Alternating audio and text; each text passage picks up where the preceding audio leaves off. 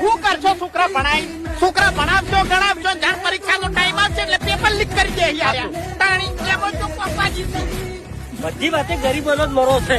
મફુજીએ કીધું બરાબર છે, અનાજ બાપાનું બંધ કરી નાખાય. આપણા ઘર પૂરતું ખાલી અનાજ બાપાનું, એના ઘર સુધી અનાજ નહીં જાય એટલે એ ખેડૂતની કિંમત નહીં થાય ને. પછી કરતા નહીં આવે આપડે. તમારી વાત સાચી, પણ પૂછે જેવા પછી ચાલશે તો કોને મને મારો એને દાખલો આલ્યો છે. બાકી મારા જેવા હોય છે હું બંધ કરું ને તો હજી તમારા જેવા તો નીચાવી લ્યા. એટલે પછી કરવાનું શું આપણે? પણ હવે આપણે વેચવા જવાની જરૂર જ નહીં. જેમ કે વેકે એવું આપણે વાપવાનું નહીં. આપણને ખબર છે 4 કોથળા આપણે બાજરી ચાલી રહેશે, 4 કોથળા ઘઉં ચાલી રહેશે, એટલું જ વાવેતર આપણે કરવાનું છે. અને આટલું વાવેતર કરે તો પછી એના બુદ્ધિ ચોથી અનાજ પોકે કોહડ. અને અનાજ ની પોકે અનાજની અસરની ખબર પડે તારે ખેડૂતની કિંમત થાય.